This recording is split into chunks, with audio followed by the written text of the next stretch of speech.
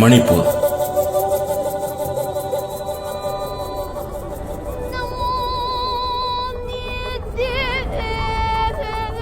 एक राज्य,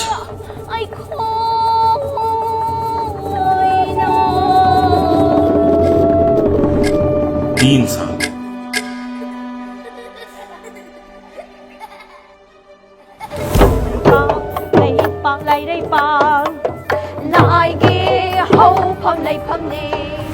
तीन समुदाय,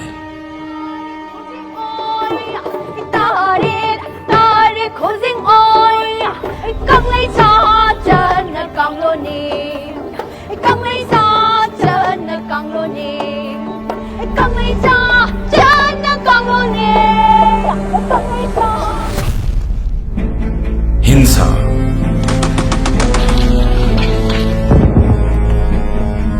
ढाई सौ से ज्यादा मौतें, 3 of our religious leaders were massacred point blank. 10,000 से ज्यादा घर राख। As I imagined that night, it was horrifying. I can literally see my neighbor house were already burned down. 60,000 लोग बेघर। Children being separated from their father is really difficult. I pretend to be strong in front of them. यहाँ relief camp में किया है उन्होंने।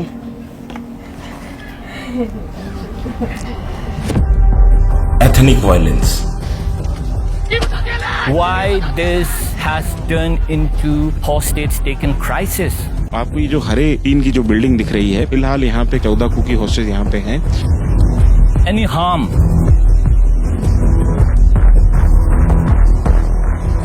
on our people?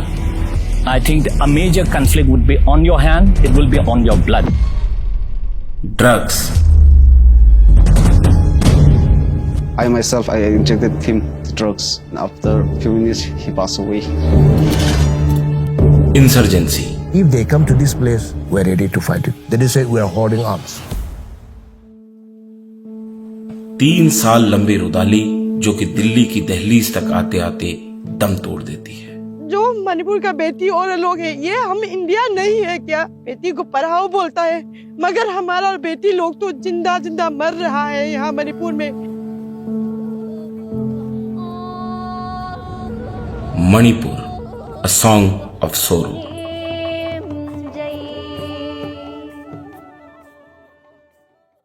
This documentary is sponsored by Odoo. इस video को बनाने में बहुत सारी मेहनत लगी है। एक अच्छी टीम के बिना न्यूज़ पिंच की कोई भी डॉक्यूमेंट्री कभी रियलिटी नहीं बन सकती, और हम इस तरह की और अच्छी डॉक्यूमेंट्रीज आपके लिए बना सकें, इसके लिए हमें अच्छे और टैलेंटेड लोगों की रेगुलर हायरिंग करनी पड़ती है।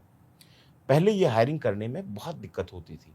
इतनी ज़्यादा एप्लीकेशंस आती थी कि उन्हें मैनेज करना और हर एप्लीकेशन को मैन्युअली खोल कर देखना लगभग इम्पॉसिबल था। ऊपर से किसका इंटरव्यू कब शेड्यूल करना है, ये भी बहुत प्रॉब्लमेटिक था।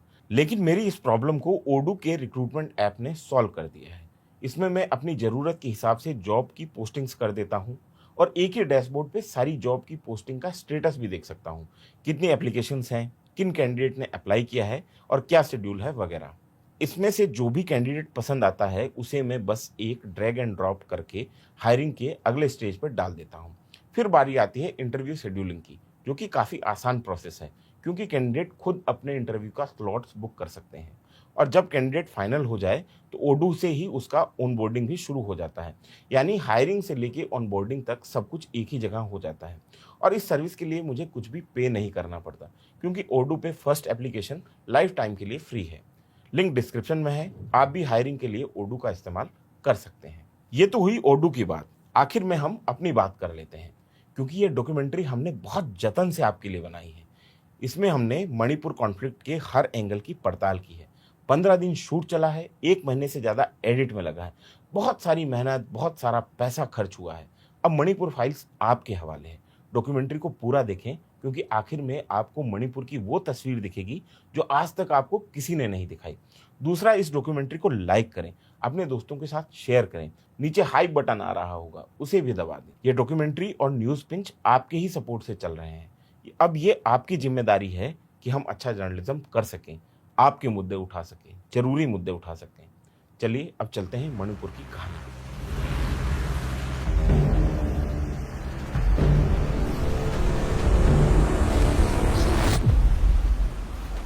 दूसरे विश्व युद्ध में जापानी जनरलों ने इम्फाल घाटी को नया नाम दिया, तकाने नो हाना, मतलब बहुत ऊंचा लगा हुआ बहुत सुंदर फूल। सामान्य तौर पे जापानी इस फ्रेज का इस्तेमाल ऐसी दिलकश चीज के लिए करते हैं जिसे हासिल न किया जा सकता हो।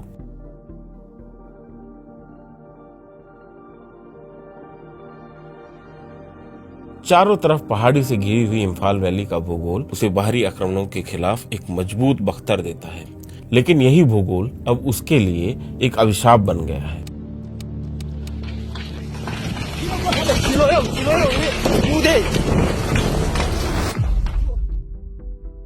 मणिपुर की कहानी किसी मांझे सी उलझी हुई है। इसकी पहली गिरह है इसका भूगोल। मणिपुर को आप किसी बड़े कटोरे की तरह समझिए। इसके केंद्र में है इम्फाल वैली, इसके उत्तर की तरफ है नागा हिल्स, इसके दक्षिण की तरफ है कुकी हिल्स, उत्तर में नागालैंड है, पश्चिम में असम है, पूर्व में म्यांमार है, दक्षिण में यह मिजोरम और म्यांमार के साथ ट्राई जंक्शन बनाता है। मणिपुर का कुल क्षेत्रफल है 22,330 वर्ग किलोमीटर। इसमें से इम्फाल वैली का क्षेत्रफल है 1,813 वर्ग किलोमीटर।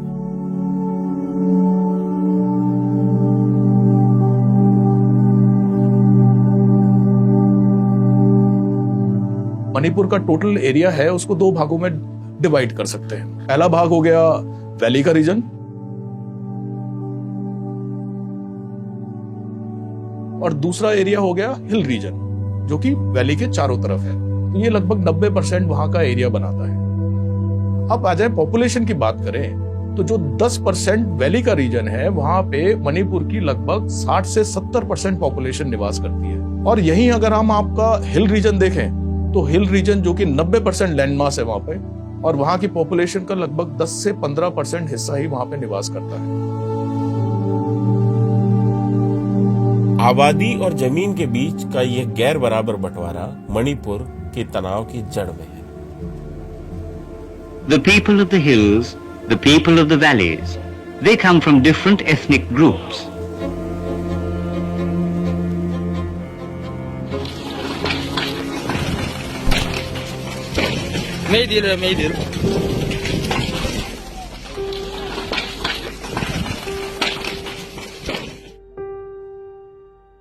मणिपुर 3 साल से जल रहा है।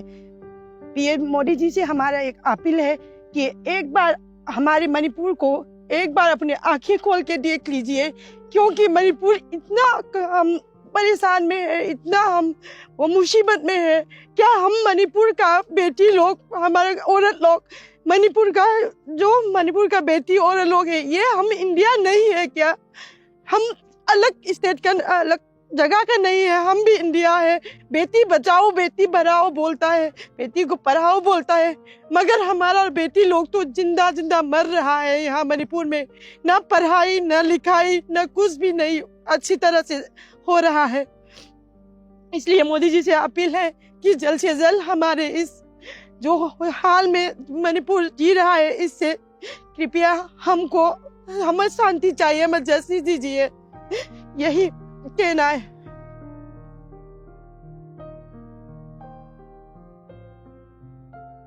मणिपुर में कुकी मैतेई विवाद की जड़ में 1960 का एक कानून है, Manipur land revenue and land reforms act 1960। इस एक्ट के तहत इम्फाल वैली में रहने वाले मैती समुदाय को हिल एरिया में जमीन खरीदने से रोक दिया गया, जबकि हिल एरिया में रहने वाले कुकी और नागा समुदाय के लोग इम्फाल वैली में जमीन खरीद सकते थे। मैतेई समाज का तर्क है कि ब्रिटिश दौर में उन्हें एक ट्राइबल या आदिवासी समाज का दर्जा हासिल था, लेकिन आजाद भारत में उनसे आदिवासी समाज का दर्जा छीन लिया गया। इसके चलते वो सिर्फ इम्फाल वैली में सिकुड़ कर रह गए हैं। वहां पे जो कुकी और नागा ट्राइब्स है उनको शेड्यूल ट्राइब्स का दर्जा मिला हुआ है, मैती ट्राइब को शेड्यूल ट्राइब का दर्जा नहीं मिला हुआ। सो ये भी एक बहुत बड़ा मुद्दा है कि why these ethnic groups are clashing with each other.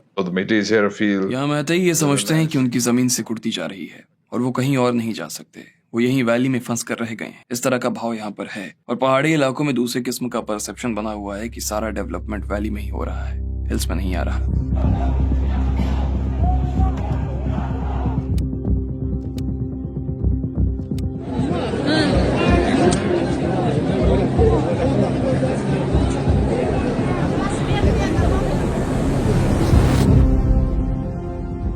The rally was happening everywhere. हर जगह रैली हो रही थी। नागा रैली निकाल रहे थे, कुकी रैली निकाल रहे थे, हिल्स की पूरी आबादी रैली निकाल रही थी, लेकिन झमेला सिर्फ कुकियों के साथ ही हुआ। मेरे हिसाब से इसकी वजह है कि कुकी, जैसा कि मैंने शुरू में बताया, काफी ज्यादा सेंसिटिव हैं। वो फोर्स इवैक्यूएशन और दूसरी कई वजहों से पहले से ही टारगेटेड महसूस कर रहे थे। इसके बाद बॉर्डर पार से आए इलीगल इमिग्रेंट्स का मुद्दा भी गर्म था।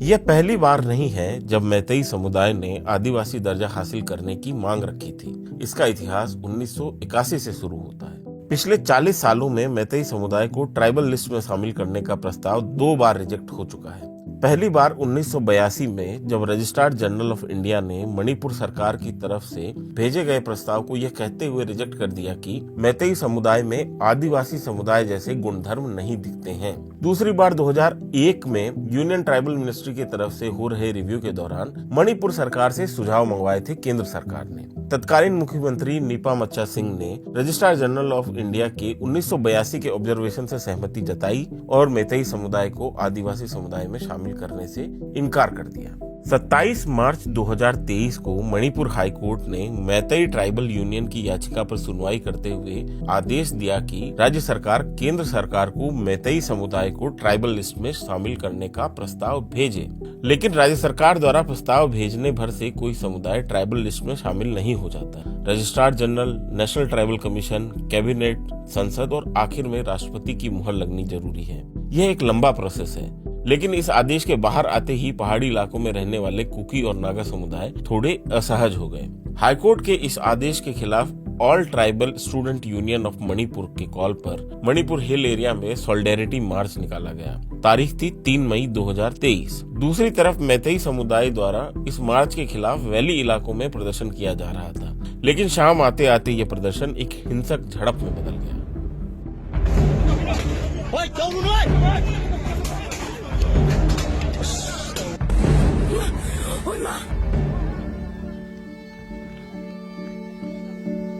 On that particular day, particular 3 मई के दिन वाइस प्रेसिडेंट की मणिपुर विजिट थी। सभी सिक्योरिटी पर्सनल्स उसमें एंगेज थे। प्रशासन को या तो सभी लोगों को रैली पोस्टपोन करने के लिए कहना चाहिए था या फिर रैली पर रोक के आदेश लाने चाहिए थे ताकि रैली आगे हो सके। और स्टेट इंटेलिजेंस फेलियर, उन्हें समझ जाना चाहिए था कि ऐसा कोई ट्रबल हो सकता है। अगर इस पूरी घटना में शुरुआती चिंगारी नहीं लगती तो मुझे लगता है कि घटना इतनी ज्यादा नहीं बढ़ती। that I don't think the trouble would have happened.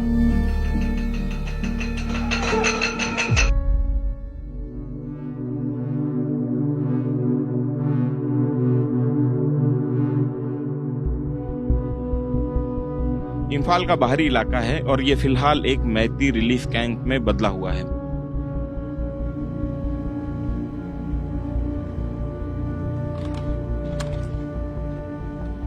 तीन साल से लोग जो कि हिंसा के शिकार रहे हैं, इस पूरी हिंसा के मणिपुर की, वो यहाँ पे रह रहे हैं, रिलीफ कैंप में रह रहे हैं। अपने घर लौट नहीं सकते क्योंकि वहां पे अगर लौटेंगे तो उनके ऊपर हमला होने का खतरा है।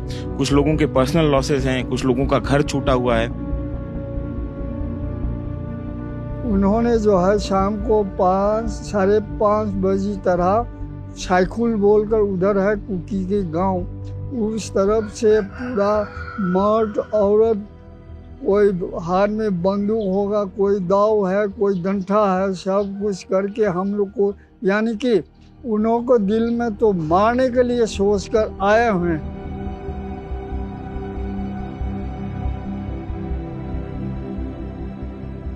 हम लोग कुछ नहीं कर पाया, न कुछ बोल पाया है। अपने अपने जान बचाने के लिए सब कुछ अपना अपना, जैसे पंछी अपने गुड़ से खोर से उड़कर चले जाता है, इसी तरह हम लोग अपने अपने जान बचाने के लिए कहाँ कभी कहाँ इधर उधर पूरा भागते भागते चले गया। मेरा तो दिल यही है, मेरा माँ पिता को फोटो टांगे थे।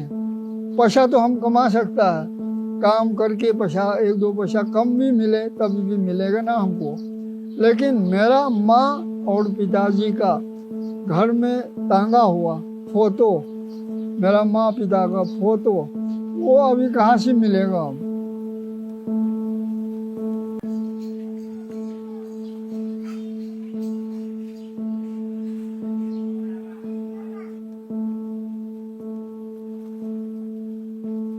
बदले हाउब्रा तो लेरगदी अदुम पुथोपियोने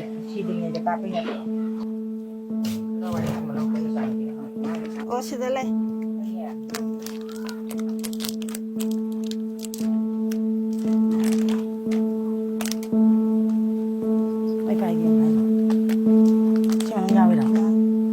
हाट में को वो कुकी लोगों ने उनका बस्ती के घर को सब जलाया। 4-5 घर जलाने के बाद उनका भी घर जला दिया। वो देखकर वो डर के मारे सब कुछ अपना वो कपड़ा जो पहना हुआ था वही पहन के जैसे तैसे उनका जान बच जाए ये सोच के वहाँ से भाग के निकला है।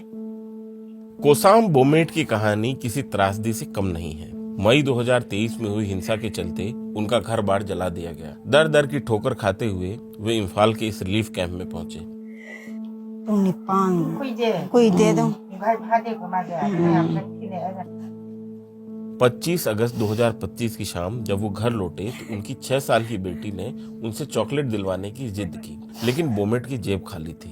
वो तो 7 बजे में वो घर से निकला तो 7:30 बजे 8 बजे ऐसे में उनको ढूंढा तो वहाँ वो लड़का के पैर में उसका। इस लाचारी ने उन्हें भीतर तक तोड़ दिया।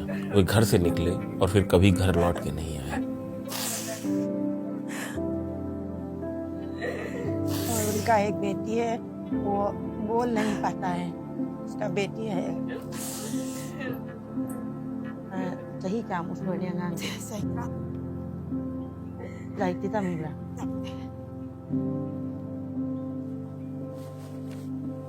ऐसा नहीं है कि हिंसा की मार सिर्फ मैतेई समुदाय पर ही पड़ी हो। कुकी समुदाय भी इसी पीड़ा से गुजर रहा है। Sadly, on the 3rd of May 2000. Sadly, 3 मई 2023 को कुकी जो कम्युनिटी जिसका मेजोरिटेरियन कम्युनिटी मैतेई के साथ बहुत सुंदर और निकट का संबंध रहा है, जिनके बीच पहले कभी कोई विवाद नहीं था। लेकिन आप बस इमेजिन कीजिए कि 3 मई 2023 को एक खास समुदाय का मेजर परसिक्यूशन शुरू हो जाता है।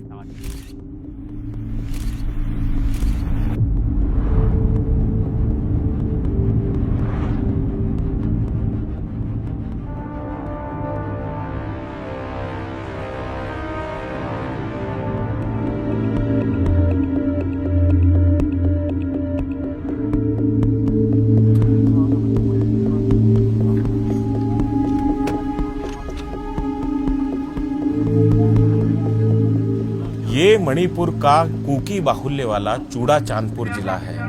3 मई 2023 की हिंसा के बाद इम्फाल वैली में रह रहे कुकी समुदाय के लोगों को बगल के कुकी बाहुल्य वाले जिलों कांगपोकपी और चूड़ा चांदपुर में शरण लेनी पड़ी। अभी हालात ये हैं कि चूड़ा चांदपुर और इम्फाल वैली को जोड़ने वाली सड़क पर जगह जगह ब्लॉकेड लगे हुए हैं। चूड़ा चांदपुर के कुकी इम्फाल वैली नहीं जा सकते हैं और इम्फाल वैली में रहने वाले मैतेई चूड़ा चांदपुर नहीं आ सकते हैं।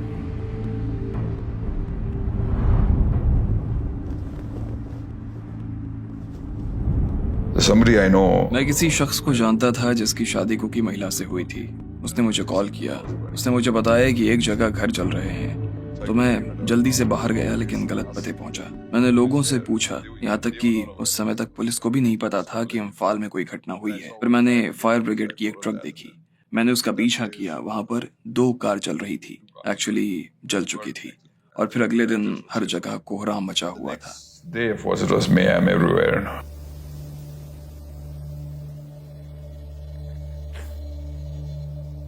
I am from Sahebung village, and after being married to my husband, we are an intercaste marriage. मैं कुकी क्रिश्चियन हूँ। मेरे पति एक मैतेई हिंदू हैं। हम 2009 के साल में दुबई में पहली बार मिले। शादी के बाद 5 साल हम लोग साथ रहे और हमारे 2 बच्चे हैं। परिवार की परिस्थितियों के चलते मैं अपने 2 बच्चों के साथ इंडिया लौट आई। मेरे पति अभी भी दुबई में रहते हैं। 3 मई 2023 की रात मैतेई लोगों की भीड़ ने कुकी घरों पर हमला करना और जलाना शुरू कर दिया। कुकी समुदाय के कई लोग भाग निकले, लेकिन मैं अपने 2 बच्चों, अपनी 2 कजिन सिस्टर और केयर टेकर जेम्स के परिवार के साथ वहां फंस कर रह गई। हम लोग उस समय वहां से भाग निकलने में कामयाब नहीं हो सके। इस बीच जेम्स घर की पहली मंजिल पर थे और हालात पर निगाह रखे हुए थे।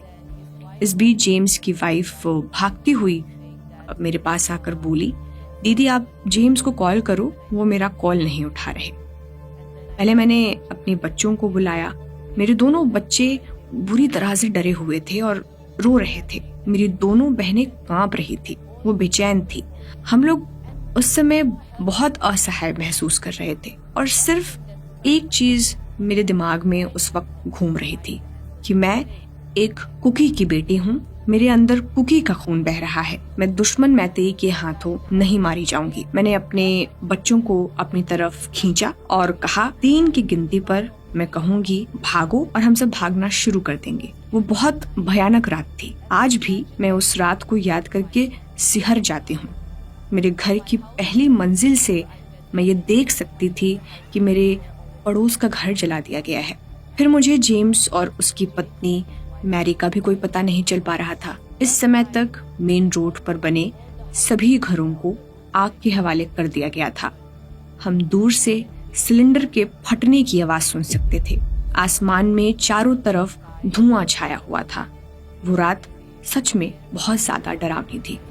फिर कुछ समय बाद जेम्स की वाइफ मैरी मेरे पास आई। उसने मुझसे कहा कि दीदी हमें जेम्स का पता लगाने के लिए जाना पड़ेगा। वो बहुत बेचैन हो रही थी। कुछ समय बाद मैंने हिम्मत जुटाई और मैरी से कहा, चलो चलते हैं। जिस घर में हमने जेम्स को आखिरी बार देखा था मैं वहां गई, लेकिन जेम्स वहां नहीं थे। मैं पहली मंजिल की छत की तरफ उन्हें ढूंढने के लिए गई। जैसे ही मैं छत पर पहुंची, मैंने टॉर्च जलाया। मैंने देखा चारों तरफ खून बिखरा हुआ था। वहां कुछ ईंटें पड़ी हुई थी। मैं इमेजिन कर सकती थी कि जेम्स को कितनी निर्ममता से मारा गया था कि सारी ईंटें टूट गई। फिर मैंने जगह जगह पर खून के कतरे बिखरे हुए देखे। मैं इन खून के कतरों का पीछा कर रही थी और वो सीढ़ियों की तरफ जा रहे थे। खून के धब्बों का पीछा करते हुए मैं सीढ़ियों से उतरकर अपने घर के मेन गेट तक पहुंची। जब मैं बाहर आई तो मैरी रो रही थी और उसके चारों तरफ सीआरपीएफ के लोग खड़े थे। उसको ना हिंदी या इंग्लिश बोलने आती थी और वो इतना डरी हुई थी कि कुछ बोल भी नहीं पा रही थी, क्योंकि वही सबसे पहले छत पर गई थी। सुरक्षा बलों के जवानों ने मुझसे पूछा, क्योंकि मैरी उन्हें कुछ भी बता नहीं पा रही थी। We asked her, she didn't tell us क्या हुआ। Then I said that इसका husband missing है और वहाँ पे मेरा घर में इतना खून पड़ा हुआ है। Then the army guys, वो कैसा दिखता है, दुबला सा, पतला सा।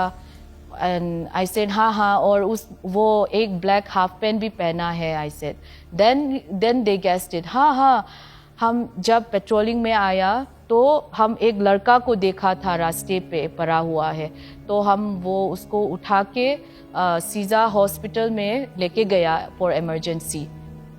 जेम्स को नहीं बचाया जा सका।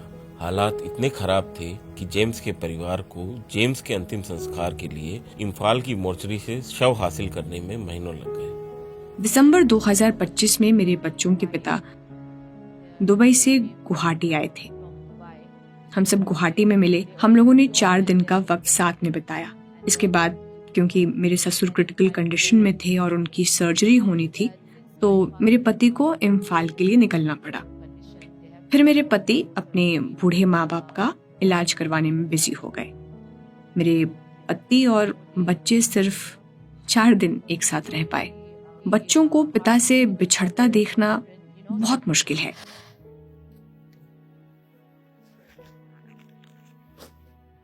मेरे लिए मैं समझती हूँ कि हमारी सिचुएशन बहुत अच्छी नहीं है, हमारा रिलेशनशिप पहले जितना अच्छा नहीं है, लेकिन बच्चों को पिता से बिछड़ता देखना बहुत मुश्किल है। अब वो लोग मिल नहीं सकते, वो लोग एक दूसरे को मिस करते हैं। मेरे बच्चे बेतहाशा रो रहे थे। उन्हें नहीं पता आगे क्या होगा, वो अपने पापा से फिर कब मिलेंगे। मैं उनके सामने मजबूत होने का नाटक करती रहती हूँ।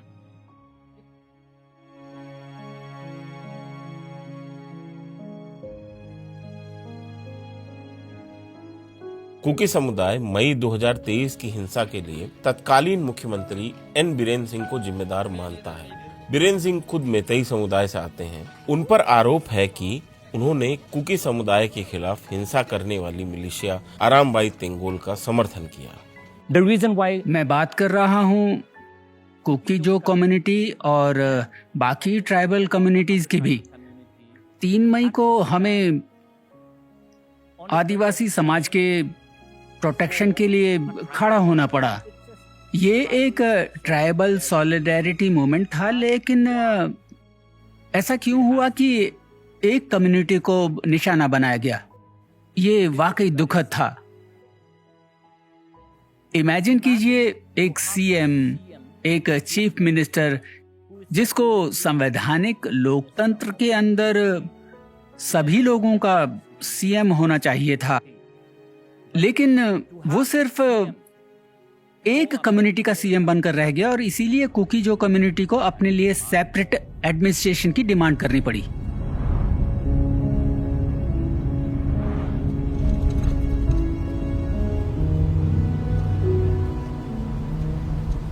मई 2023 की हिंसा के चलते कुकी समुदाय के हजारों लोगों को चूड़ा चांदपुर और कांगपोकपी जैसे कुकी बाहुल्य इलाकों में बने रिलीफ कैंप में शिफ्ट होना पड़ा।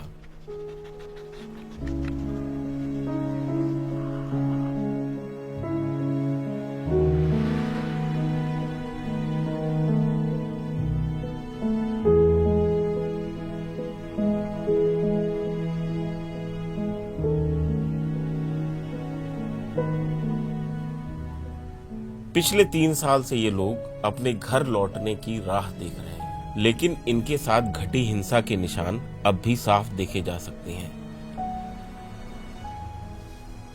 Story of the fateful night of 3rd May. 3 मई की उस बदनसीब रात को ये लोग चर्च सर्विस से घर लौटे थे और सोने की तैयारी कर रहे थे। ये रात का वक्त था। तभी सभी लोगों ने चिल्लाना शुरू कर दिया, हमें भागना पड़ेगा, हमें भागना पड़ेगा। दुश्मन मैतेई हमारे गांव पर धावा बोलने के लिए आ गए हैं। हर आदमी ने जो भी वो सामान बांध सकता था उसने बांधा और पहाड़ियों की तरफ भागना शुरू कर दिया। उस रात इनका पूरा गांव जला दिया गया। गांव के सभी लोगों ने तमाम मुश्किलों के साथ जंगल में रात बिताई। All the villagers were staying in the jungle, in the forest. अगले दिन गांव के मुखिया के बेटे ने पुलिस स्टेशन कॉल किया। रात को उसकी कार दरअसल जंगल के किनारे पर छूट गई थी। पुलिस वाले जाहिर है कि मैतेई थे। पुलिस वालों ने विलेज चीफ के बेटे से कहा, आओ आओ हम तुम्हारी मदद करेंगे। आम नागरिक पुलिस के साथ सुरक्षित है, ये सोचकर विलेज चीफ का जो बेटा है वो अपनी कार लेने पुलिस स्टेशन गया। जब वो वहां पहुंचा तो कार जो है वो पुलिस स्टेशन पर पहले से मौजूद थी, लेकिन 2 पुलिस वाले उसे किसी दूसरी जगह लेकर गए। पुलिस वालों ने उसके टुकड़े टुकड़े कर दिए और उसकी लाश पर पेट्रोल डालकर आग लगा दी। इन माताजी ने ये भी बताया कि मरने से ठीक पहले उनके बेटे ने उन्हें आखिरी बार कॉल किया। One last phone call coming from that victim. इनके बेटे ने कहा कि माँ अब मुझे कॉल मत करना, क्योंकि ये आखिरी बार है जब हम बात कर रहे हैं, इसके बाद वो मुझे मार डालेंगे। Because they are going to kill me.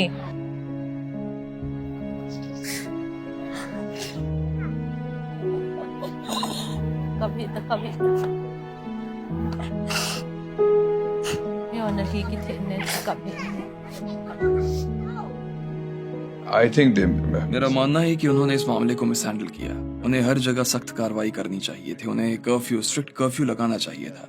अगर जरूरत पड़ती तो यूज ऑफ फोर्स भी होना चाहिए था, क्योंकि आप ऐसे हालातों को और बिगड़ने देना नहीं चाहते। लेकिन इस तरह की चीजें हुई नहीं। द गवर्नमेंट ऑफ भारत सरकार इस कॉन्फ्लिक्ट को सीमित कर सकती थी। आधे मई तक इसे पूरे 1 सप्ताह में रोक सकती थी, लेकिन अब सवाल उठ रहा है इवन कुकी जो कम्युनिटी से कि क्या ये भारत सरकार की तरफ से कुकी जो कम्युनिटी को पूरी तरह वाइप आउट करने का एक लार्जर गेम प्लान है।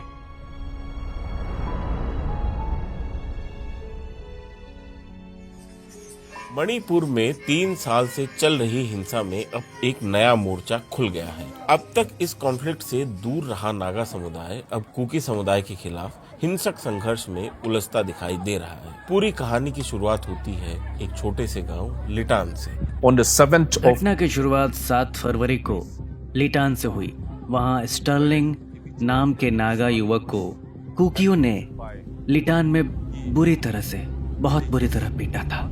ये लिटान गांव है और आप इसको ये समझिए कि ये मणिपुर में जो सेकंड वेव ऑफ वायलेंस है उसका प्रस्थान बिंदु है, उसका स्टार्टिंग पॉइंट है। ये आपको गाड़ियां जो दिखाई दे रही हैं जली हुई, ये घर जो टूटे हुए दिखाई दे रहे हैं, ये दरअसल उस बात की तस्दीक है, उस बात के सबूत है कि आप लगातार ये देखिए कि किस तरीके से यहाँ पे हिंसा जो है वो शुरू हुई थी। ये पूरी सड़क जो है वो सिविलियन गाड़ियों के मूवमेंट के लिए रोकी गई है और यहाँ पे अक्सर फायरिंग इंसिडेंट अभी भी हो जाते हैं। सिक्योरिटी फोर्सेस ने हमको लगातार मना किया कि आप जो है यहाँ पे ना आए, यहाँ पे इस सड़क पे ना जाएं क्योंकि सिविलियन मूवमेंट नहीं है, जाएं तो आर्मी कॉन्वॉय के साथ में जाएं। और लेकिन हमारे पास में आर्मी कॉन्वॉय की सुविधा नहीं थी क्योंकि आर्मी कॉन्वॉय 3 बजे तक जाना था और हमको आगे पहुंचना है उखरूल, तो उससे पहले लाइट चली जाती, इस वजह से हम वहाँ पे नहीं पहुंच पाते समय से। तो हमने ये तय किया कि हम रिस्क लेके थोड़ा सा जोखिम उठा के इन सड़कों से गुजरेंगे। और ये लिटान गांव के आप दृश्य देख रहे हैं,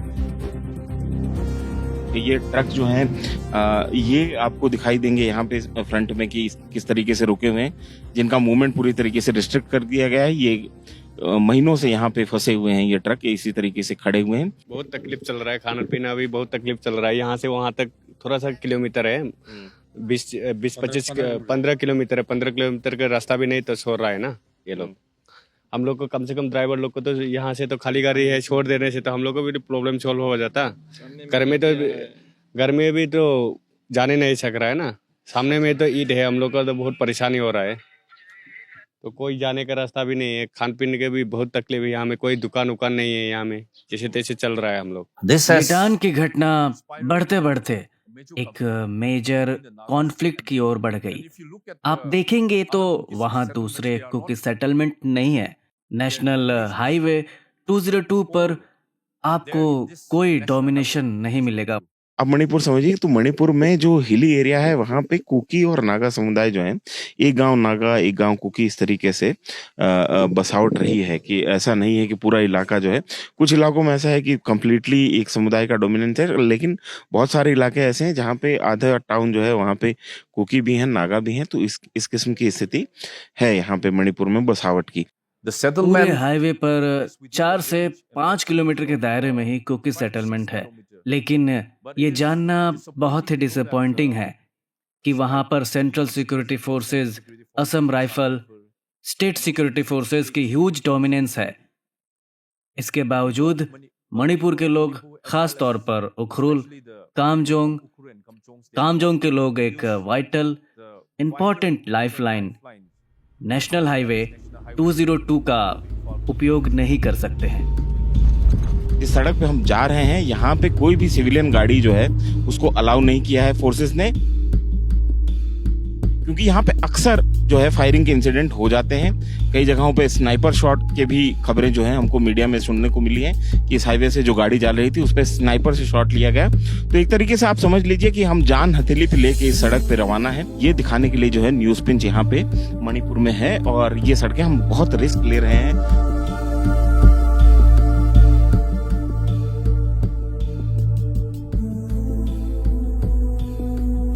Why you are sitting here? Okay, especially we are checking the illegal migrants, and we are checking the illegal migrants. Okay, you are checking illegal migrants. What kind of illegal migrants? Nowadays, most of the Gugi, these narcotic migrants, are going from Burma to this Manipur, and so we are checking that.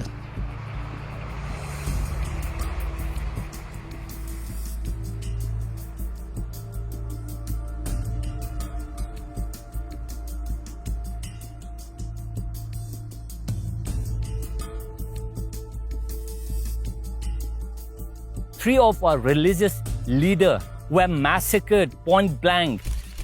13 मई को यहीं पे Kangpokpi district में कुछ जो religious leader हैं, इनके Christian pastor हैं, वो जा रहे थे 2 गाड़ी में। वो दरअसल कांगपोकपी से जा रहे थे चूड़ा चांदपुर।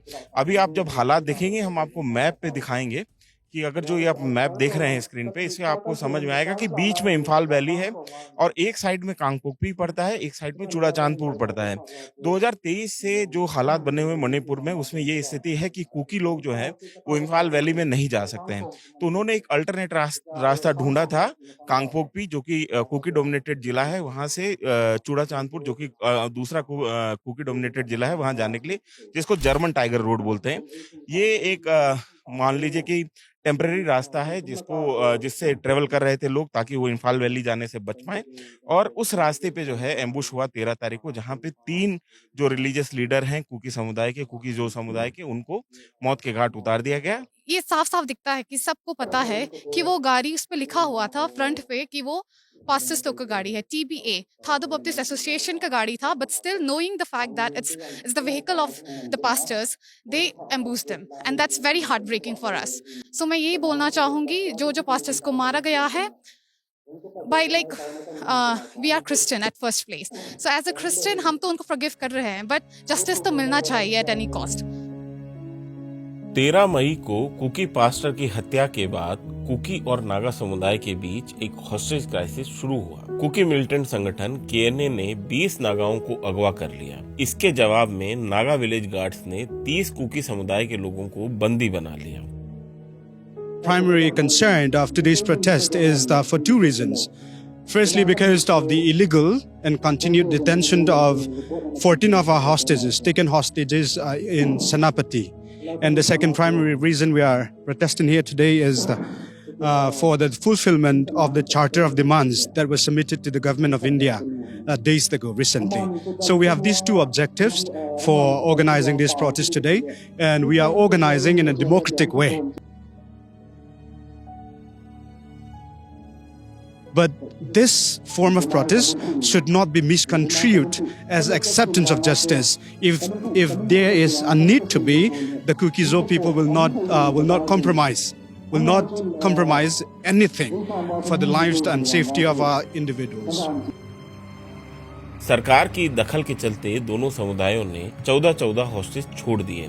नागा विलेज गार्ड्स ने मेडिकल ग्राउंड पे 2 और हॉस्टेज को छोड़ दिया। Naga's village guard has released 1 minor and 1 person's adult who has a medical issue. ऐसे में 6 नागा KNA की कैद में रहे और 14 कुकियों को नागाओं ने बंधक बना के रखा हुआ था। Yes, currently 6 Naga brethren were still captive, and sadly, and it is also an alarming concern for the entire Nagas that the state security, state machinery could not establish the whereabouts of the 6 Naga brothers who were being held captive, hostages by the Kukis. ये welcome to मयांगखांग village लिखा हुआ है, थांगल नागा। और आप ये समझिए कि मेरे पीछे जो डिस्ट्रिक्ट है, जो जस्ट पीछे की तरफ ऋषि थोड़ा सा घुमा के दिखाएंगे, तो यहाँ से तकरीबन आधा किलोमीटर दूर जो है एक कुकी चेक पोस्ट लगा हुआ है, कुकी चेकिंग पॉइंट है, जहाँ पे KSO कुकी स्टूडेंट ऑर्गेनाइजेशन के लोग ब्लॉकेट लगा के खड़े हुए। इस वजह से आपको ये रोड पूरी खाली दिखाई दे रही होगी। और ये इलाका जो है, यहाँ से ये नागा इलाका शुरू हो जाता है। कुकी और नागाओं के बीच में जो भी हॉस्टेज क्राइसिस है और जो तनातनी का माहौल अभी मणिपुर में चल रहा है, उसका असर उसको आप इस तरीके से महसूस कर सकते हैं। यहाँ आपको बहुत मुश्किल गाड़ियां निकलती हुई दिखाई देंगी। ज्यादातर जो गाड़ी जा रही हैं वो फोर्सेस की गाड़ी हैं, जो कि इस हॉस्टेज क्राइसिस को सुलझाने के लिए जा रही हैं या वहाँ पे हॉस्टेजेस को सुरक्षा प्रदान करने के लिए जा रही हैं। तो ये यहाँ पे स्थिति है। और ये एक तरीके से ये सिर्फ बोर्ड नहीं है, ये सीमांकन है कि यहाँ से नागा इलाका शुरू हो जाता है। तो कोई भी कुकी समुदाय का आदमी जो है यहाँ से आगे ना बढ़े।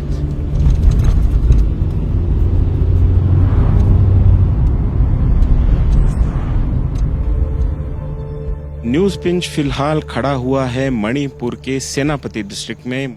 आपको ये जो हरे टीन की जो बिल्डिंग दिख रही है, इसको होना तो कायदे से था कि ये बैडमिंटन का इंडोर कोर्ट होता, लेकिन फिलहाल यहाँ पे कुकी हॉस्टेज जो हैं वो रखे हुए हैं। 14 कुकी हॉस्टेज यहाँ पे हैं और यहाँ पे आप देख रहे हैं कि सिक्योरिटी फोर्सेस को जो पर्सनल है वो बाहर खड़े हुए हैं। वो उनकी जिम्मेदारी ये है कि 14 अंदर हॉस्टेजेस हैं उनकी सुरक्षा करें कि कम से कम जो है उनके ऊपर कोई तशद्दुद नहीं हो। बार बार दोनों तरफ से ये शक जताया जा रहा है कि हमारे जो हॉस्टेज रखे गए हैं, जो नागा ये कह रहे हैं जो कुकियों ने हमारे हॉस्टेज 6 रखे हुए हैं, दरअसल उन्होंने 6 लोगों की हत्या कर दी है। Any harm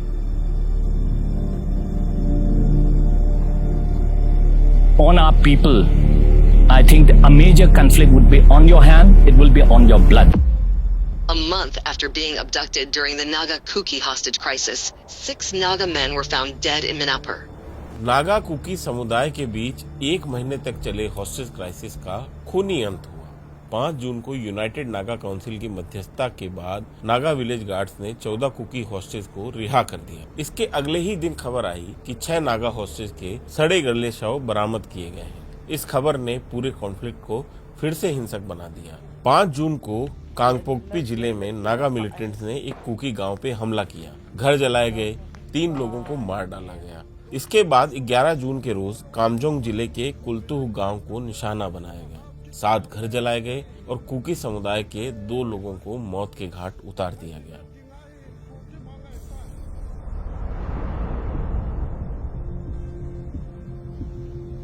कुकी नागा विवाद मणिपुर के लिए कोई नई घटना नहीं है। इस विवाद की कहानी लगभग 200 साल पुरानी है। विवाद का सबसे बड़ा मुद्दा है कि कुकी मणिपुर में कब, कैसे और कहां से आके बसे।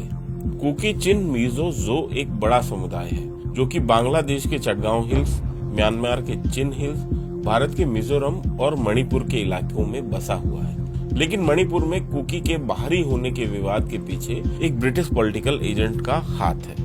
ब्रिटिशर्स ने ट्रीटी ऑफ यारडाम्बो के बाद से मणिपुर को कंट्रोल करना शुरू कर दिया था, जो कि वर्मा राजा के साथ हुई थी। मणिपुर महाराज गंभीर सिंह मणिपुर से 7 साल तक भगोड़ रहे। फिर ब्रिटिशर्स सपोर्ट के जरिए उन्होंने फिर से इम्फाल वैली पर कब्जा किया। इम्फाल वैली महाराज की सीट बनी।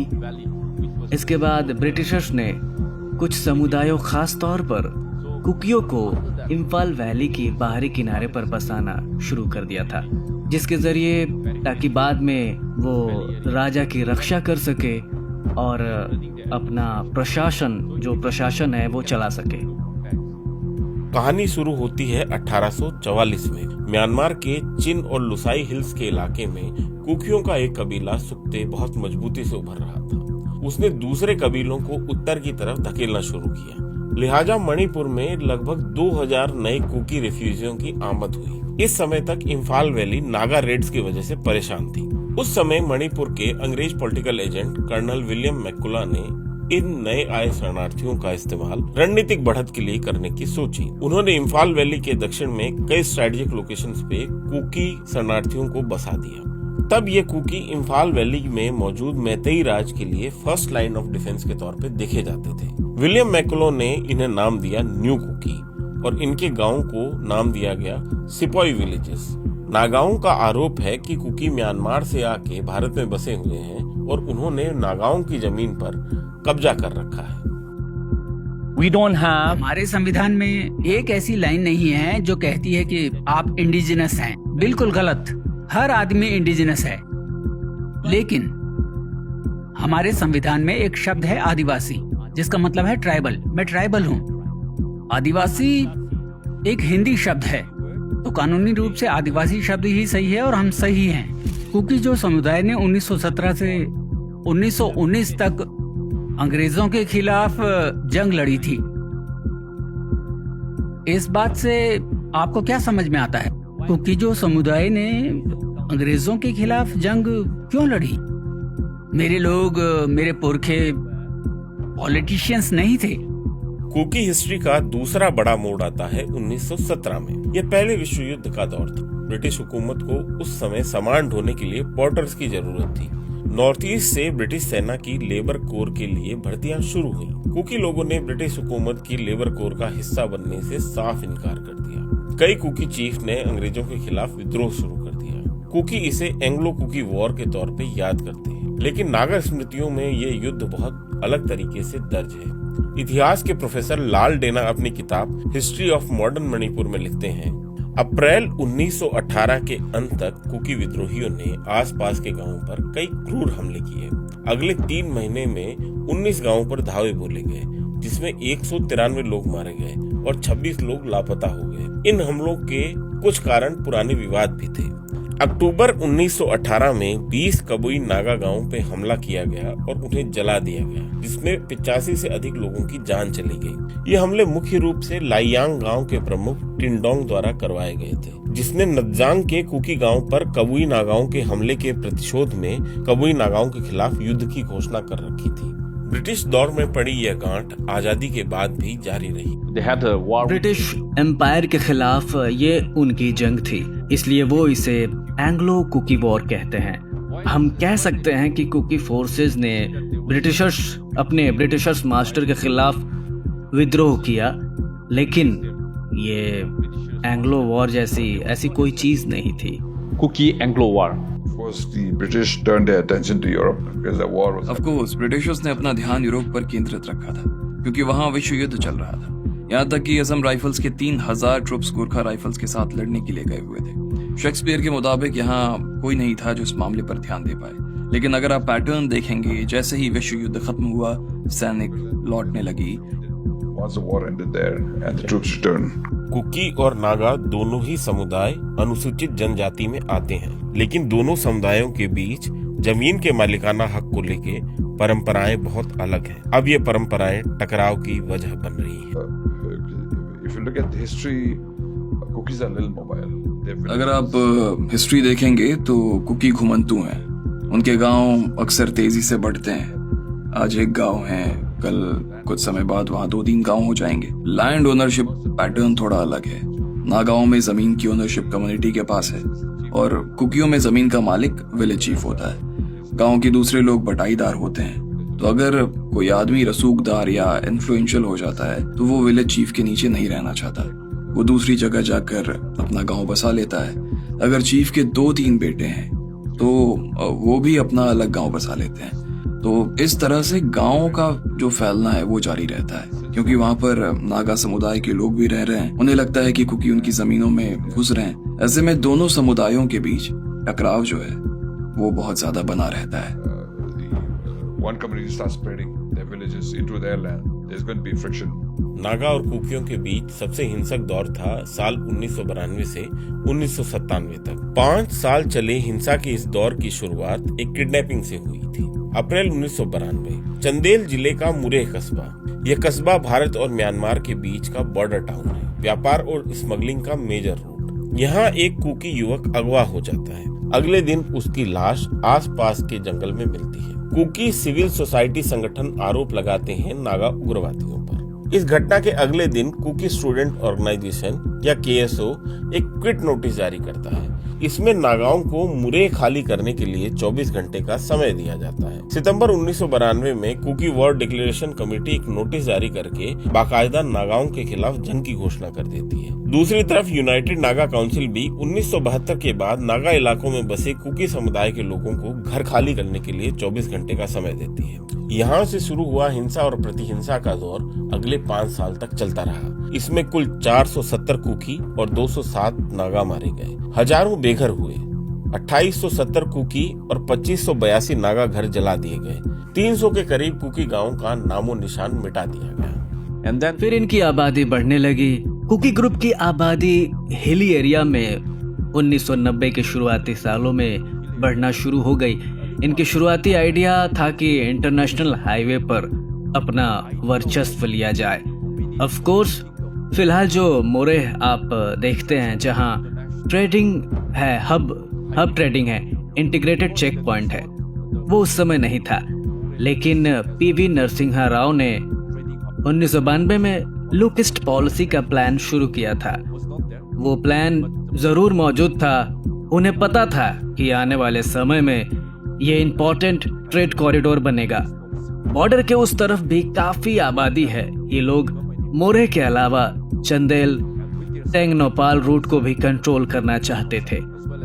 तो हुआ ये कि 1990 की दशक के शुरुआत में 1992 में इन लोगों ने नागा को टारगेट करना शुरू कर दिया था, जो कि इस इलाके के मूल निवासी हैं। इसके बाद क्विक नोटिस दिए गए, जो इस तरह से 1990 का कुकी नागा कॉन्फ्लिक्ट शुरू हुआ। अच्छा, 90 के दशक में कुकी समुदाय और नागा समुदाय के बीच कॉन्फ्लिक्ट बहुत सीधा था। नागा समुदाय की अपनी डिमांड्स थी। फिलहाल वो डिमांड्स फ्रेमवर्क एग्रीमेंट के तहत डिस्कस हो रही हैं, लेकिन शुरुआती दौर में नागा ग्रेटर इंडिया से पूरी तरह अलग होना चाहते थे, अलग देश बनाना चाहते थे। और आपको पता है, कुकी जो समुदाय को इस सब में बलि का बकरा बना दिया गया। मुझे लगता है इस पूरे फसाद में एक जिम्मेदारी भारत सरकार की बनती है, क्योंकि हम लोग ट्राइबल्स थे, हमें इस इलाके की जानकारी थी, यहाँ के टेरेन की जानकारी थी। शायद इसीलिए हमारे समुदाय को सरकार के द्वारा या फिर किसी और के द्वारा नागाओं के खिलाफ लड़ने के लिए इस्तेमाल किया गया। लेकिन मुझे ऐसा लगता है कि ये पूरा का पूरा कॉन्फ्लिक्ट स्टेज्ड था। नागा मूवमेंट को तब एक बहुत बड़ा झटका लगा जब NSCN ने हमारे 900 लोगों का कत्लेआम कर दिया। उस समय हमारे पास कोई हथियार नहीं था। We have nothing to defend.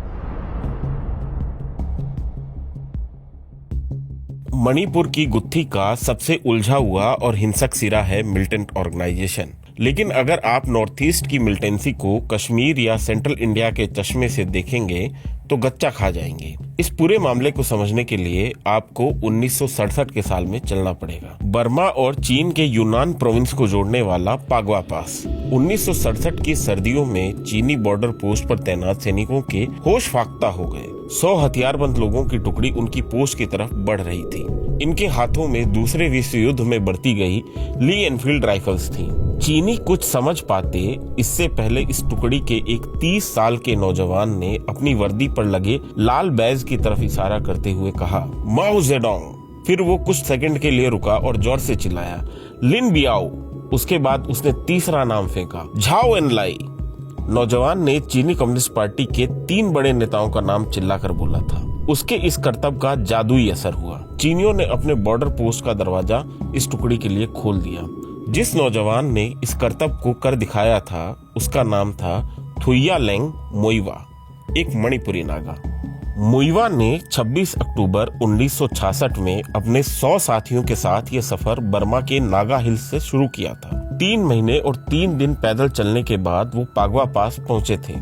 लेकिन यह हवा में मारा गया तीर नहीं था। आजादी के तुरंत बाद ही नागालैंड में भारत सरकार के खिलाफ हथियारबंद संघर्ष शुरू हो गया था। शुरुआती दिनों में ISI तब के ईस्ट पाकिस्तान से और अभी के बांग्लादेश के जरिए इन विद्रोहियों को हथियार और पैसे से मदद करती रही। बांग्लादेश के सिलहट में नागा विद्रोहियों ने अपने ठिकाने बना रखे थे। कुछ पाकिस्तान के कराची में भी अपनी गतिविधियां चला रहे थे।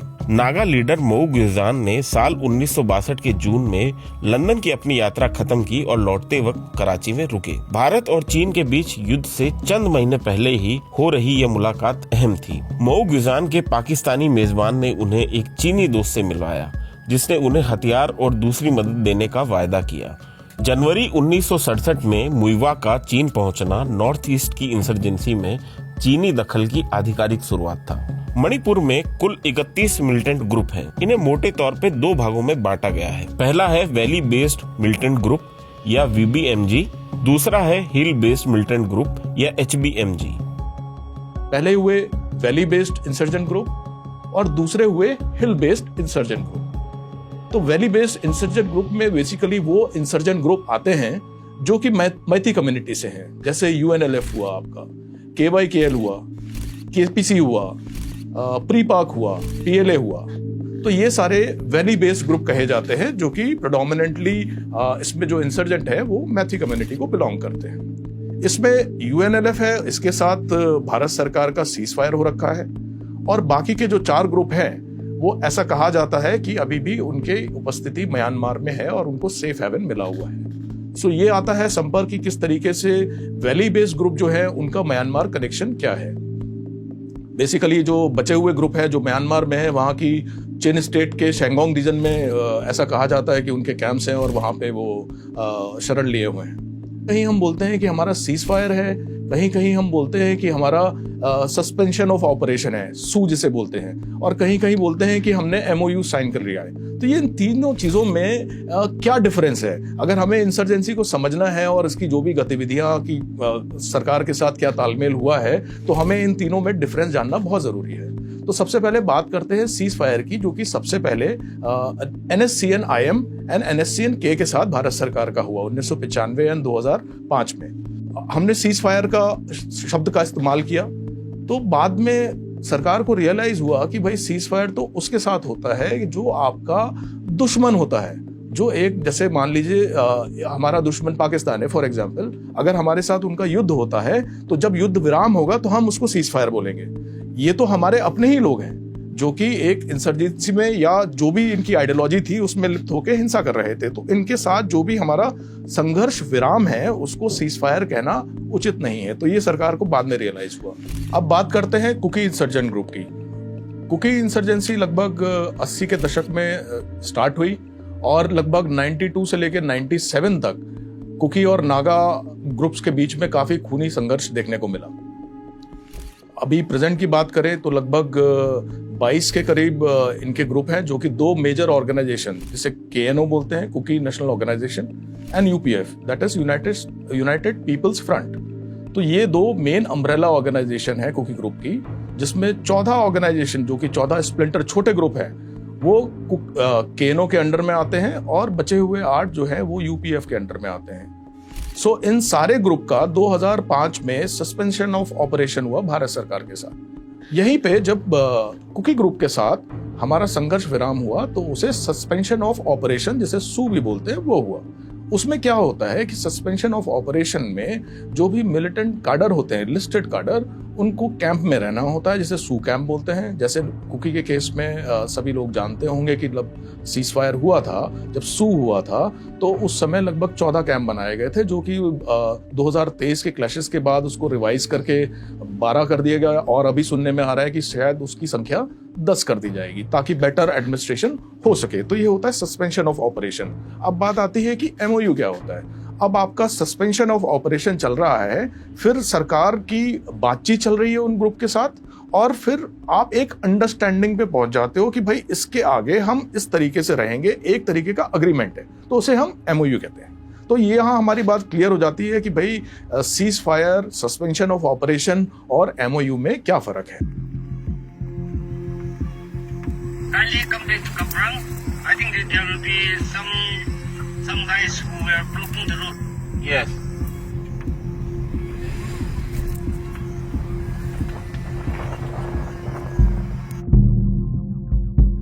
ये जो समुदाय है यहाँ पे, उनका रेवोल्यूशनरी आर्मी का कैंप है।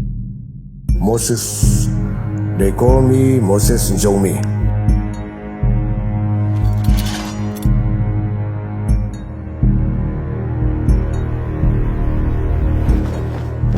और यहाँ पे खास बात यह है कि ये सारे कैंप, जो जितने संगठन है, ये एक समय पे जाके भारतीय सरकार के साथ में एक सस्पेंशन ऑफ ऑपरेशन, जिसको यहाँ पे सू कहा जाता है, तो सस्पेंशन ऑफ ऑपरेशन के जो एग्रीमेंट्स हैं उनके साथ में आ जाते हैं। We signed SU MHA in 2008. And before that, before signing with the Ministry of Defense, we have to work together with the Indian Army. और भारत सरकार इनको इस किस्म के कैंप लगा के देती है, इस किस्म के कैंप बना के देती है। यहाँ पे इनके इंसर्जेंट जो गुरिल्ला हैं वो यहाँ पे रहते हैं और एक कैंप में। और यहाँ पे ये भी व्यवस्था है कि हर महीने जो भी डिस्ट्रिक्ट का सुपरिटेंडेंट ऑफ पुलिस होता है, SP होता है, वो एक बार यहाँ पे इस कैंप का मुआयना करता है, इनके हथियार देखता है, और यहाँ पे ये जो गुरिल्ला फाइटर्स इस पूरे के पूरे इंसर्जेंट ग्रुप के हैं वो यहाँ पे मौजूद हैं कि नहीं।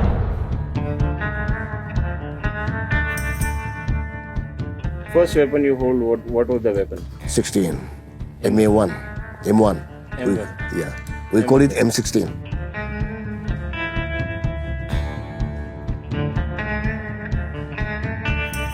दो 2010 में ये कैंप जो है वो बना था यहाँ पे, और यहाँ पे 70 के तकरीबन गुरिल्ला जो हैं अभी रह रहे हैं, जो रेवोल्यूशनरी आर्मी के। आइए हम थोड़ा सा आपको दिखाते हैं ये कैंप। और यहाँ पे समझाते हैं। और 2011 में कमाल की बात यह है कि उस समय देश के गृह मंत्री होते थे पी चिदम्बरम, और पी चिदम्बरम पहली बार किसी ऐसे सू ऑर्गेनाइजेशन, जो सस्पेंशन ऑफ ऑपरेशन जिनको बोला जाता है यहाँ मणिपुर में शॉर्ट में उनको सू ऑर्गेनाइजेशन बोला जाता है, तो सू ऑर्गेनाइजेशन के किसी कैंप में आए थे। तो ये कैंप था। In 2010, the visit of India's home minister to the ZRO camp marked a significant moment in the peace process. वो देश के पहले गृह मंत्री थे जो किसी भी सू ऑर्गेनाइजेशन के कैंप में जाके उन्होंने विजिट किया था। तो ये उनका नाम यहाँ पे छपा हुआ है, और जैसे जैसे ये नाम फेड होता जा रहा है, क्योंकि फोटो तो पूरी तरीके से गायब हो चुकी है, नाम जिस तरीके से फेड होता जा रहा है, इनका ये कहना है, यहाँ पे रहने वाले जो गुरिल्ला हैं, यहाँ पे जो इनके कमांडर हैं, उनका कहना है कि सेंट्रल गवर्नमेंट ने जो प्रोमिस किए थे, जो हमारे साथ वायदे किए थे, वो भी इसी तरीके से धूमिल होते जा रहे हैं, धुंधले होते जा रहे हैं। We expect to govern ourselves. We want that one. We fight it that one. And without completing those things, what we demanded, we cannot surrender our arms.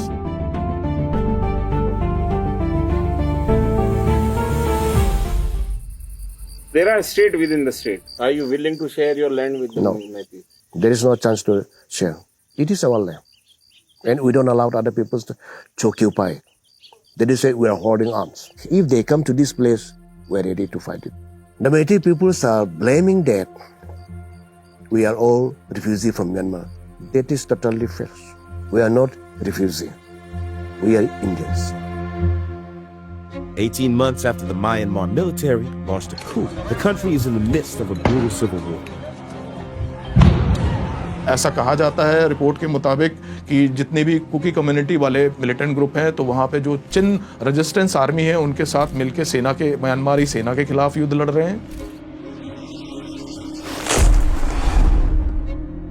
और जितने भी नागा इंसर्जेंसी ग्रुप वाले हैं या मैती ग्रुप वाले हैं, उनको वहाँ की सेना का साथ देना पड़ रहा है। ऐसा माना जाता है कि ये चूंकि एथनिक ब्रदरहुड है वहाँ पे, तो वहाँ पे जो मिलिटेंट्स को प्रेशर वहाँ पे महसूस होता है, तो वो इंडिया की तरफ आ जाते हैं। और कभी हो सकता है कि उनका इस्तेमाल यहाँ पे हिंसा फैलाने में भी किया जा सकता है।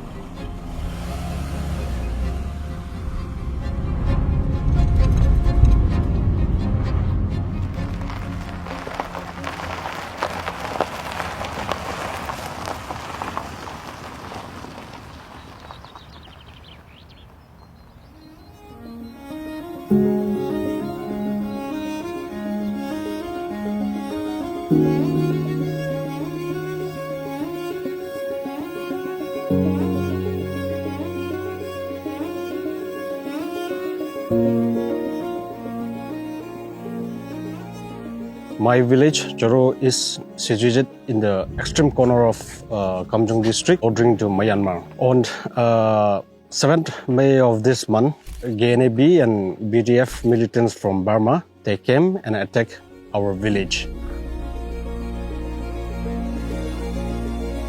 After they started shooting, they came to my village and they started burning all the houses. In total, it has burned down 22 houses into ashes, and most of the houses were being dropped.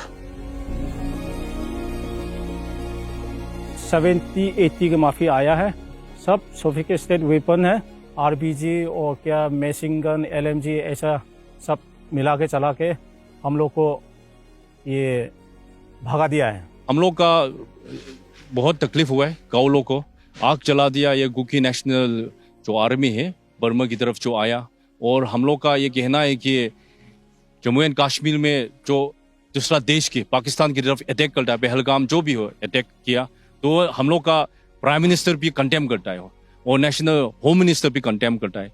मगर अफसोस की बात है कि हम लोग का state का जो होम मिनिस्टर दूसरा हम लोग का सपोर्ट जो लोग का गाँव जो स्टेटमेंट दे रहा है इसमें अपोजिट कर रहा है। एफआईआर पुलिस का एफआईआर में भी ये बाहर का जो अटैक है ऐसे बोल रहा है। दूसरी चीज एक और मुद्दा है जिसे बोलते हैं फ्री मूवमेंट रजीम एफएमआर। तो इसके तहत ये प्रोविजन था कि आप 16 किलोमीटर के दायरे में बॉर्डर के इस पार या उस पार आप बिना वीजा या बिना किसी पासपोर्ट के या बिना किसी चेकिंग के आप जा सकते हैं। Chin people, they are my blood brother. Chin लोग हमारे भाई हैं, उनके साथ हमारा खून का रिश्ता है। कल्पना कीजिए ऐसे पार्टीशन की जिसमें आपका आधा घर बर्मा में और आधा भारत में बांट दिया गया हो। इसीलिए उस समय की सरकार ने माना कि कुकीजो कम्युनिटी सीमा के दोनों तरफ रहती है और ऐसे में डायरेक्ट इंटरनेशनल बॉर्डर बनाने की जगह एक फ्री मूवमेंट रिजीम की व्यवस्था रखी गई। इसका मतलब मैं उस तरफ जा सकता हूं और अपनी मान्यताएं और परंपराएं निभा सकता हूं। इसी वजह से एफएमआर बना। पाकिस्तान या कश्मीर मुद्दे की तरह हमारा बॉर्डर सख्त नहीं है। हमारा बॉर्डर अरेंजमेंट लिबरल रखा गया है और इसीलिए हमारे पर कई इल्जाम लगते रहे हैं। म्यांमार और भारत के बॉर्डर के गांव मिलिटेंट संगठनों के लिए रणनीतिक तौर पे महत्वपूर्ण है। बॉर्डर पे आवाजाही की कोई खास रोक टोक नहीं है। ऐसे में बॉर्डर के गांव मिलिटेंट ग्रुप्स के लिए ट्रांजिट पॉइंट का काम करते हैं। मिलिटेंट ग्रुप के लिए ये गांव हथियार और राशन की सप्लाई लाइन का महत्वपूर्ण हिस्सा है। चोरों को क्रॉस करके जब हम भारत म्यांमार सीमा के आखिरी चोर काका ट्रेड सेंटर पहुंचे तो हमें यहाँ NSCN के कार्डर घूमते हुए दिखाई दिए। NSCN-IM के साथ भारत सरकार का सीज फायर एग्रीमेंट है। इस हिसाब से NSCN-IM के कार्डर अपने कैंप के बाहर हथियार लेके नहीं घूम सकते। इस वजह से ये कार्डर कैमरे पे आने से बचते रहे। इस NSCN कार्डर ने हमें बताया कि आसपास के 4 गांवों की सुरक्षा के लिए करीब 100 हथियारबंद कार्डर तैनात किए गए हैं। यह गांव की सुरक्षा का पहला घेरा है। दूसरा घेरा है village guards. You're from this village or you're from? No, I'm from Kangpat village. Okay. How far your village is from here? Not too far. Not too far. How many kilometers? 15 to 20 kilometers. 20 kilometers. So you come here every day in the night? Yes, we stay here. We got here. You stay here. How many days you are staying here? It's been 1 week. It's been 1 week. And can we see your this thing? This is your weapon. Yes. This is 12 bore single shot rifle. Yes. And these are the cartridge. And what is inside this? Yeah, I got some. Okay. My Brush and all. Okay. My bullets. Okay. This your water bottle and these are your bullets. Yes. Okay. And what is inside it? My Phone. Okay. And you do have any bulletproof plate inside it? No, you don't have. This is just pouch. Yes. Okay. So you are carrying this pouch and you are guarding these villages. ये स्थिति है यहाँ पे। ये जो नौजवान हैं ये आसपास के गांव के हैं और ये वॉलंटरली इनका कहना है यहाँ पे आए। सबके पास लाइसेंस वेपन है। दरअसल हो क्या रहा है, इन इलाकों में बहुत सारे लोगों के पास शिकार के लिए वेपन्स है, लाइसेंस वेपन है। और जिन भी घरों में लाइसेंस वेपन है उनके लड़के, उनके बच्चे, उनके या वो घर के जो पुरुष हैं वो रात को ये जो 3 गाँव हैं जहाँ पे बॉर्डर पे जहाँ पे इंसिडेंट हुए 3 नागा गाँव हैं उनकी सुरक्षा के लिए तैनात रहते हैं। रात भर यहाँ पे रात में भी ड्यूटी होती है, दिन में भी ड्यूटी होती है।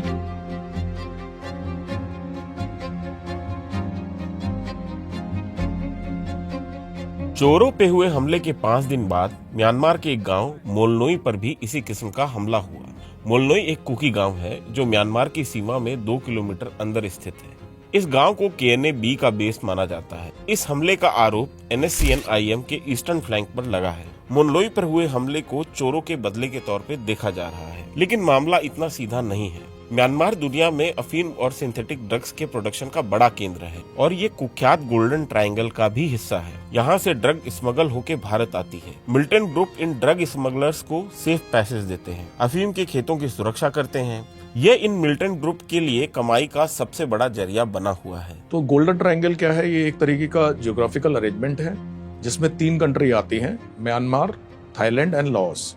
सो ये इलाका इनफेमस है और जाना जाता है अपनी ड्रग रिलेटेड गतिविधियों के लिए। तो जहाँ गोल्डन ट्रायंगल की बात आती है और उसके प्रेजेंट डायनेमिक्स की बात आती है तो हमें ये भी समझना होगा एक और ऐसा इलाका है एशिया के अंदर जिसे हम बोलते हैं golden crescent. The Khyber Pass on the northwest frontiers of the Indian subcontinent, linking Pakistan with remote Afghanistan. जो कि ईरान, अफगानिस्तान और पाकिस्तान को मिला के बनता है। तो जहाँ तक गोल्डन क्रेसेंट की बात है तो वहाँ पे अभी तक ओपियम का उत्पादन सबसे ज्यादा होता है। 2021 में अगर हम देखें, तालिबान का सरकार बनी अफगानिस्तान में और 2021 में ही म्यांमार में कू हुआ।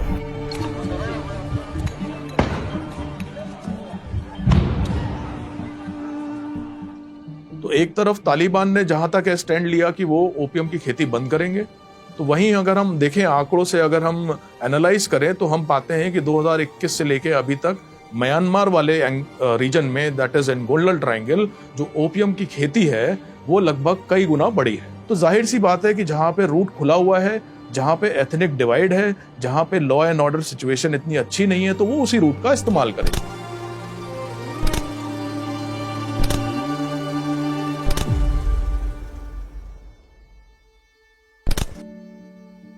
मणिपुर पिछले 3 सालों से कॉन्फ्लिक्ट जोन बना हुआ है। इस सामाजिक और आर्थिक तनाव ने यहाँ के लोगों को बड़े पैमाने पे ड्रग्स की तरफ ढकेला है। Here in Manipur, like all over Manipur, we have ministry funded 22 rehabs.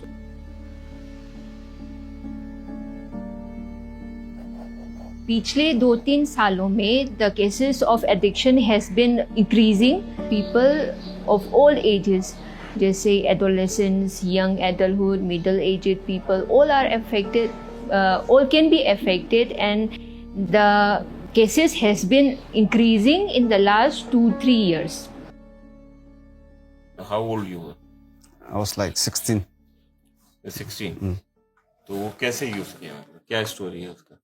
The first time when I tried heroin, it was like on Christmas Day. My friends were together staying at my home. So one of my friends, they bought the heroin and we started. He was an addict and he introduced us to heroin. So we, after he introduced, after he told me that, do you want to try? I said yes. Okay, that's a man I can try. So we like 4 or 5 of my friends, we tried together. After that, I continuously started using it for more than 11 years.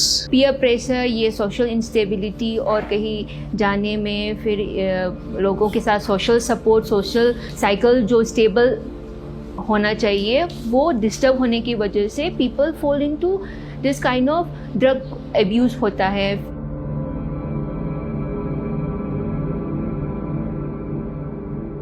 It's very easy to find heroin in Manipur. Like I got more than 6-7 contacts in my. I got 6-7 suppliers in my contact. The excess of the drug uses is really becoming rapidly higher these days because the quantity and the quality of drug is really much more higher, compared with other states.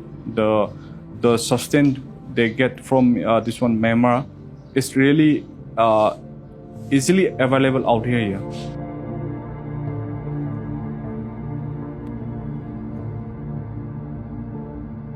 मेरे कुछ दोस्त थे जो heroin लेते थे और उसमें से कुछ दोस्त थे जो इंजेक्ट भी करते थे और पफ भी करते थे।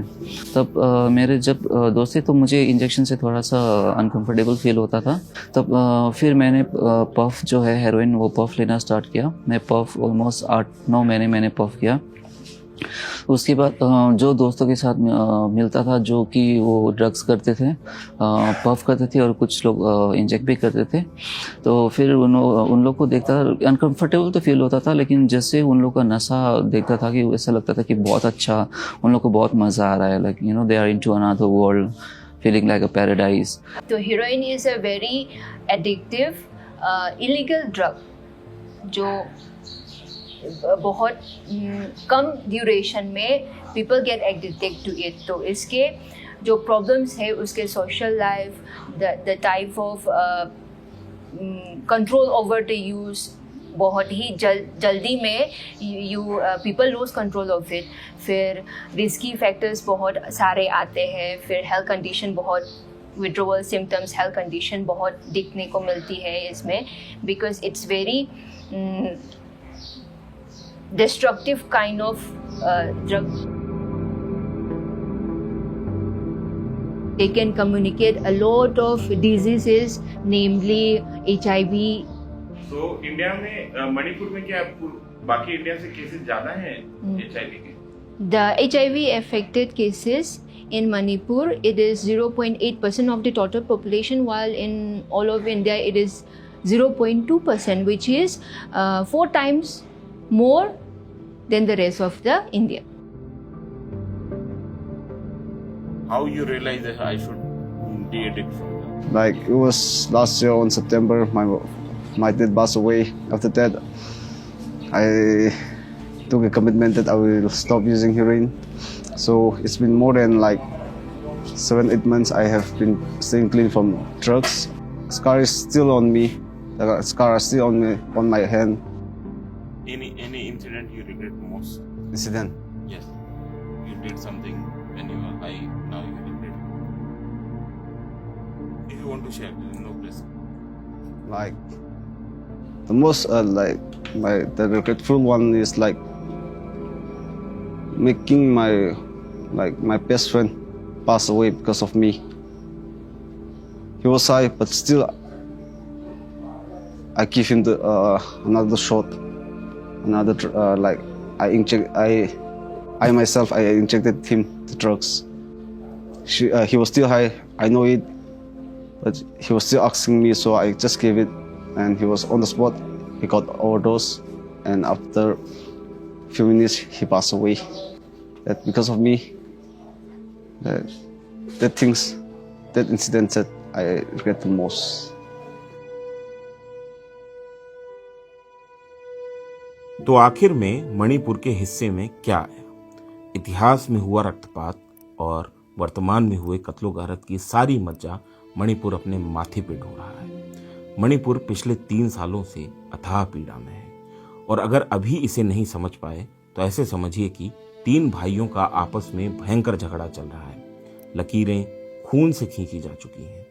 दिल्ली वाला नोएडा नहीं जा सकता, नोएडा वाला गाजियाबाद और गाजियाबाद वाला दिल्ली, ये उदाहरण था। मगर सवाल है कि इस पूरे कॉन्फ्लिक्ट में दिल्ली कहाँ है? बीजेपी की राज्य सरकार तो हिंसा की शुरुआत के साथ ही फेल हो गई थी, लेकिन मणिपुर के लोगों को दिल्ली से इंसाफ की उम्मीद थी। अब यह उम्मीद भी दम तोड़ चुकी है। दिल्ली की ताकतवर सरकार यहाँ बीते 3 सालों में शांति स्थापित नहीं कर पाई। इस पूरी हिंसा के दौरान प्रधानमंत्री मोदी सिर्फ एक बार मणिपुर गए। गृह मंत्री अमित शाह का एक आधिकारिक और एक चुनावी दौरा हुआ, लेकिन नतीजा सिफर ही रहा। और ज़्यादातर मौक़ों पर आई केंद्र सरकार की चुप्पी ने जख्मों को कुरीदने का ही काम किया है।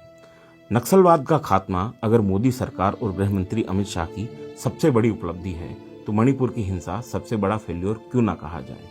प्रयास के तौर पे बीते दिनों केंद्र सरकार के भरोसेमंद अधिकारी रहे पूर्व गृह सचिव अजय भल्ला को सूबे का राज्यपाल बनाकर भेजा गया है। लद्दाख के डीजीपी रहे मुकेश सिंह को मणिपुर का डीजीपी बनाया गया है, और पूर्व बीएसएफ डीजीपी दलजीत सिंह को national sports university of Manipur का वीसी नियुक्त किया गया है। कहा जा रहा है कि मणिपुर को मुसीबत से निकालने का जिम्मा इन्हीं 3 पूर्व नौकरशाहों पर है, और ये जिम्मा कब पूरा होगा कोई नहीं जानता। मणिपुर फाइल्स के पन्नों में अभी कितना खून दर्ज होगा कोई नहीं जानता। कोई नहीं जानता कि आखिर कब तक मणिपुर को सॉन्ग ऑफ सोलो गाते रहेंगे।